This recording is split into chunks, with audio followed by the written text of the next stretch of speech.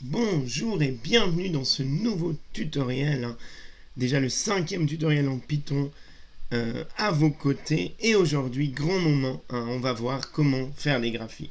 Quand vous voyez une publication scientifique, tous les graphiques, ou la plupart des graphiques vont être faits à l'aide d'un logiciel de programmation comme R, comme Python, et pas à l'aide de Excel qui fait des graphiques absolument catastrophiques.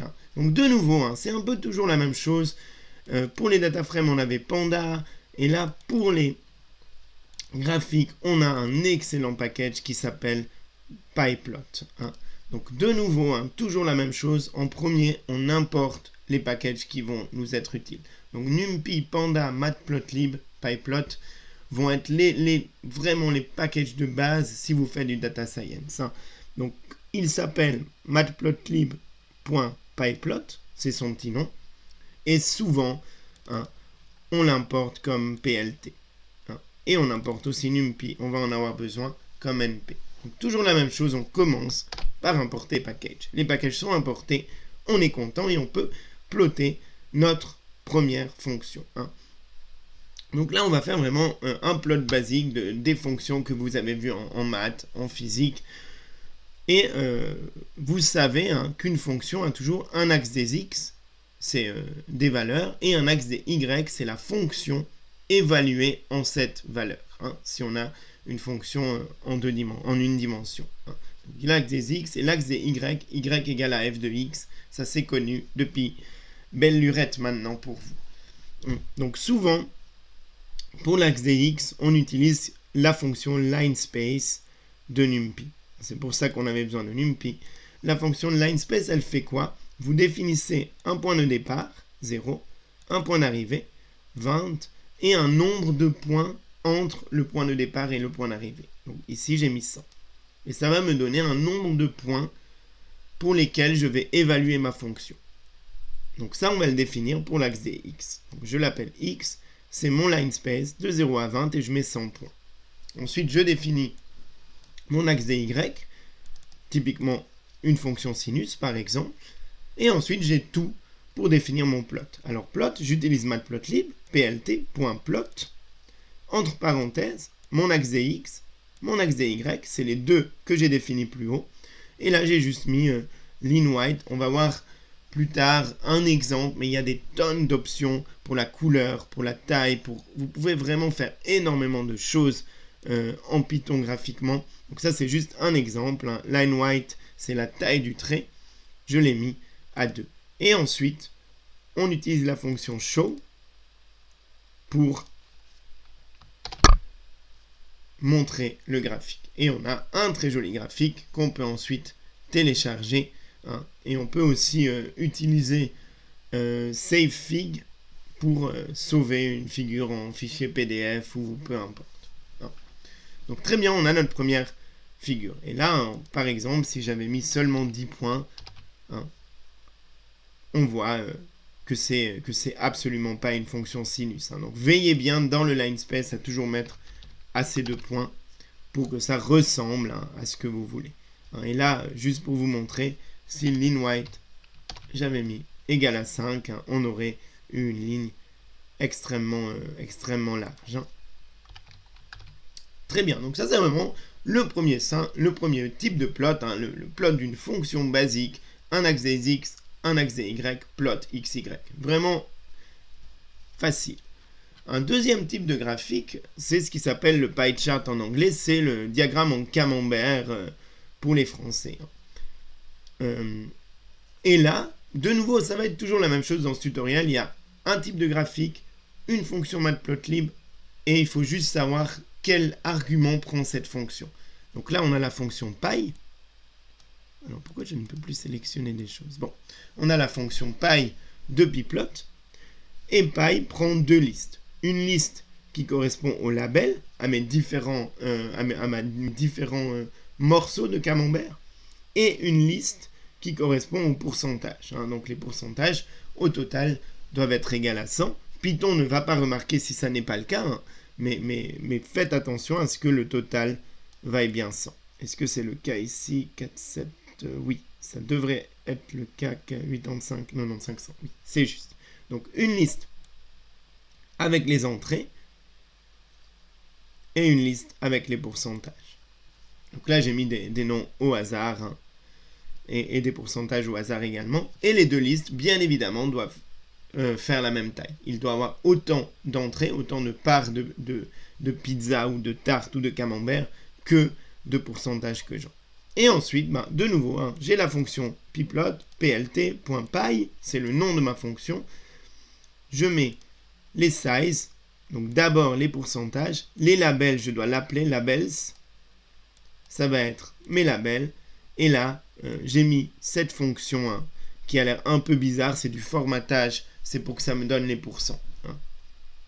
Donc entre pourcents, j'ai le formatage. Donc je veux un chiffre après la virgule. Et le deuxième pourcent, c'est pour dire que je veux qu'il affiche les pourcents. Donc ça, tout ça, vous le trouvez très facilement si vous cherchez. C'est juste pour rendre vos graphiques jolis. Et de nouveau, plt.show. Tac. Et là, on a un magnifique diagramme en camembert. Hein, donc rappelez-vous, deux listes. Un liste de pourcentage, une liste avec les labels.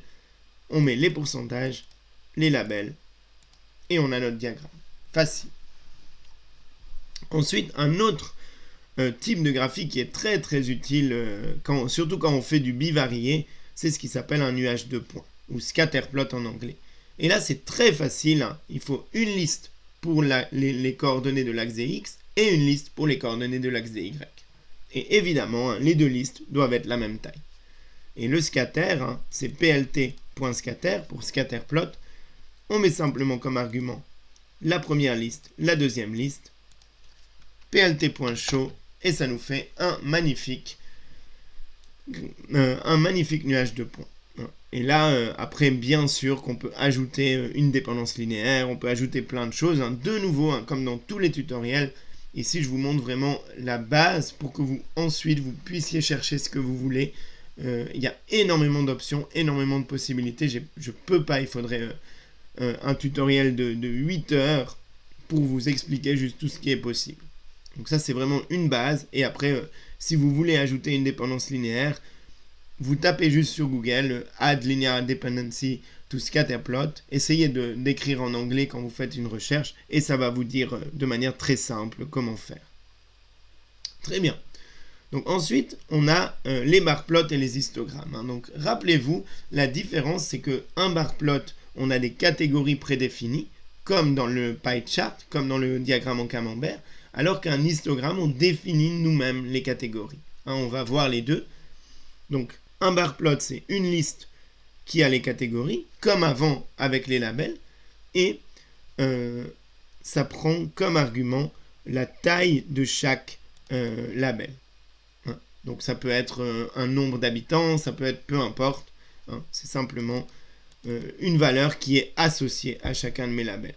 Et ensuite, on a de nouveau la fonction, cette fois-ci c'est la fonction bar, plt.bar, les pays, donc faites attention, hein, c'est l'inverse que dans le pie chart, ça de nouveau c'est vraiment Python qui est structuré comme ça, ou Matplotlib qui est structuré comme ça, on ne peut rien y faire, il faut l'apprendre. Là, contrairement au pie chart où on avait d'abord les pourcentages, ensuite les labels, là on a d'abord les labels, hein, mes pays dans ce cas ici, et ensuite les valeurs pour chaque pays. Et là, j'ai juste mis Edge Color, c'est la couleur des bords du bar plot pour que ce soit plus joli. Hein. Ça, c'est vraiment de l'esthétisme. Et ensuite, on affiche avec plt.show et on a un magnifique bar plot. Où là, c'est discret, hein. On a des catégories bien définies et pour chaque catégorie, une valeur qui va être la hauteur de mon bar plot. Ensuite, on a l'histogramme. L'histogramme, c'est la même chose, mais de manière continue. Hein. Et là, ça prend une seule variable de base. Et cette variable, j'utilise la fonction random de NumPy. Cette fonction, on va la voir en détail dans le prochain tutoriel où on fera vraiment des statistiques.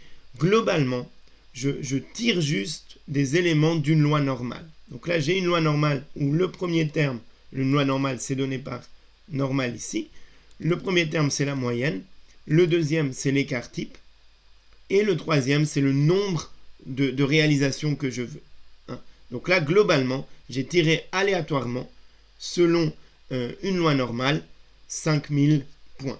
Et je peux vous montrer avec print. Si je print mon vecteur X, j'ai toutes mes réalisations. Donc il ne me les affiche pas tous, il y a des 3 petits points parce qu'il y en a 5000, mais globalement c'est des valeurs. C'est une énorme liste avec 5000 valeurs. Et ensuite, comment je construis l'histogramme? La fonction est hist, plt.hist, mon vecteur. Beans, c'est le nombre de catégories. Vu que c'est continu, c'est moi qui choisis combien j'en mets. Donc là, vous devez essayer un peu pour que ce soit joli. Density, c'est si vous voulez tout normaliser pour que le total fasse 1, si vous cherchez des probabilités. Et de nouveau, le edge color. Donc si là, vous mettez false, pour les density, ça va vous donner les valeurs et pas la probabilité. En mettant true, souvent on veut les probabilités, ça normalise tout à 1. Et là, si vous changez le nombre de beans, par exemple je vais en mettre que 11, c'est quelque chose, quand vous avez beaucoup de valeurs, c'est bien de mettre plus de catégories. Ça reste normal, on voit bien la tendance normale, mais c'est moins joli. Par contre, si vous en mettez énormément, 101, là c'est pas si mal, là c'est joli, mais je vais en mettre 1000, si mon ordinateur arrive à faire tourner ça. Si vous mettez trop de catégories, vous n'allez pas plus du tout voir la tendance normale. Donc là, j'espère que j'ai pas fait. Donc là, voilà, on voit qu'on voit. Alors, on voit encore, ici, c'est pas trop mal, mais on voit qu'il y a énormément d'irrégularités. Donc faites attention et mettez quelque chose. Je pense avec 50, ce sera pas mal. Mettez quelque chose qui soit bien lisible. Voilà, avec 50, c'est pas mal. On voit bien la tendance normale de ma courbe. Ce qui est normal, parce que j'ai une liste tirée à partir d'une loi normale. Très bien. Et finalement, il y a le boxplot. Donc le boxplot, c'est très utile pour comparer des données entre elles. Typiquement, quand est-ce qu'on utilise le boxplot? On fait une étude en psychologie. On a deux groupes. Un groupe auquel on donne une instruction, un groupe auquel on donne une autre instruction, et on veut savoir si un des groupes a de meilleurs résultats à un certain test qu'un autre. Alors on va faire deux boxplots et on va les comparer. Et là, de nouveau, il faut une liste de valeurs. Donc là, j'ai de nouveau pris selon une loi normale. Cette fois, j'ai une moyenne de 100, une variance de 10, et j'ai pris 200 points. Et des labels. Et là, le label, je l'appelle data, ça va être le titre de mon boxplot. Et ensuite, toujours la même chose, boxplot, plt.boxplot, mes données et label qui va être mon label. plt.show pour montrer le graphique, j'ai un magnifique boxplot. Avec les boxplots, ce qui est très très courant, c'est de mettre plusieurs boxplots sur la même figure. Avec un seul boxplot, on ne compare pas vraiment quelque chose, on veut comparer souvent avec les boxplots des données entre elles. Donc qu'est-ce qu'on fait? Il suffit de définir nos différentes données. Ça c'est mon premier groupe, mon deuxième groupe, mon troisième groupe, mon quatrième groupe.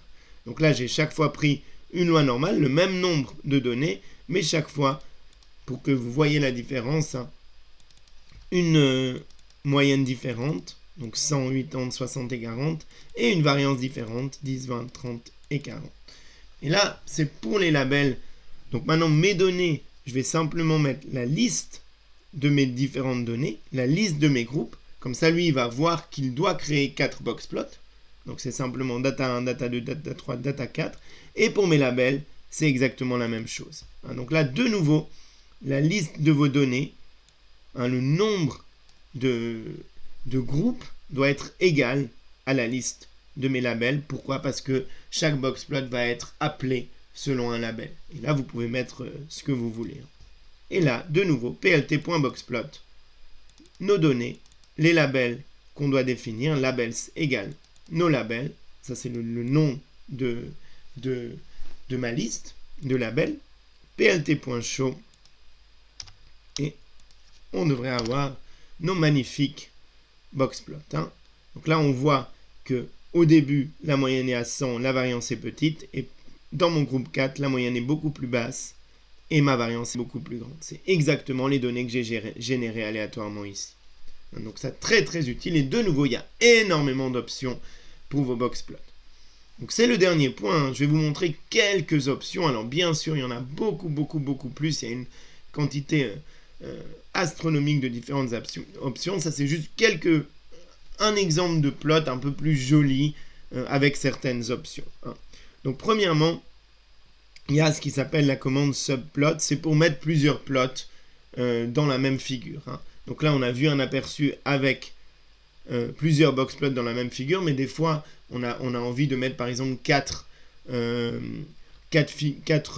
plots dans la même figure pour dire quelque chose de global. Donc là moi j'ai fait un exemple avec sinus et cosinus, et là c'est subplot.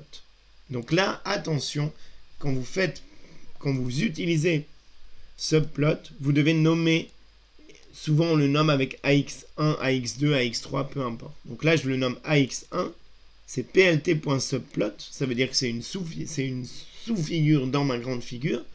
Et là, il y a un code un peu bizarre où les deux premiers, c'est le nombre de lignes et de colonnes, donc 2 lignes, 1 colonne, et le troisième, c'est quel est ce plot, hein. Donc là, c'est je veux 2 lignes, 1 colonne. Ah mince, il ne faut pas que j'inverse tout. Donc je veux 2 lignes, 1 colonne, et ça, c'est mon premier plot. Et le deuxième, c'est 2 lignes, 1 colonne, 2, 1. Et le 2, c'est pour dire c'est mon second plot. Et là, attention, il faut les nommer. Pourquoi on doit les nommer? Parce qu'après, il y a des options. Et ces options vont être faites pour chacune des sous-figures. Donc c'est pour ça que là, on met notre subplot dans une variable. Et après, on pourra donner des options. Donc là, typiquement, j'ai mis un titre pour que ce soit plus joli. Donc c'est simplement setTitle. Donc si vous n'avez qu'une figure, plt.title, ça marche très bien. Si vous avez plusieurs figures, il faut mettre notre axe. Souvent c'est le premier, .setTitle. Si vous mettez pour l'axe 2, la deuxième figure aura aussi un titre. Le setXlim, ça marche aussi pour ylim. C'est des fois vous voulez des données seulement pour certains x. Donc vous voulez couper votre axe des x. Donc là je l'ai mis de 2 à 15. C'est une liste, hein, de 2 éléments. Le point de départ et le point d'arrivée. Donc là, j'ai fait mon plot avec une ligne la grosseur de ma ligne qui était de 3 et la couleur, hein, qui était verte. Ensuite, pour mon deuxième ce plot, souvent ce qui est utile quand vous mettez deux plots l'un au-dessus de l'autre, c'est qu'ils aient le même range des x pour que vous puissiez vraiment les comparer. Et là, il y a un argument très utile qui est char x. Donc ça c'est pour partager l'axe des x, comme ça vous êtes sûr que 1x d'un plot correspond à 1x de l'autre plot. Et là, vous mettez simplement la variable ax1, c'est la variable qui définissait mon premier plot, hein. Donc c'est pour ça que c'est très utile de créer ces variables, comme ça là on peut dire à Python, on peut comprendre, il veut que ce plot là ait le même axe des x que mon premier plot. Et le résultat, on a ce magnifique plot avec la fonction, alors la première c'est laquelle? La fonction x, y, la fonction sinus, hein. J'ai de nouveau défini mon line space, et z c'est la fonction cosinus, qui est mon deuxième plot. Donc j'ai mon sinus, mon cosinus, et on voit que c'est déjà beaucoup plus joli, hein, que la première figure, et on voit à l'aide de char x, hein, on voit que mes axes des x sont alignés. Donc ensuite, il y a le site de Matplotlib où il y a énormément d'options pour énormément de types de plots différents. Là, je vous ai vraiment donné un aperçu. Donc n'hésitez pas, hein, à travailler un peu sur ces plots. C'est très important de savoir faire de jolis graphiques. Et là, vous devriez avoir tout en main, hein, pour faire les graphiques de vos rêves, hein. Donc voilà, c'était tout pour ce tutoriel. Et je vous dis à très vite pour un 6e tutoriel où là on fera vraiment des statistiques.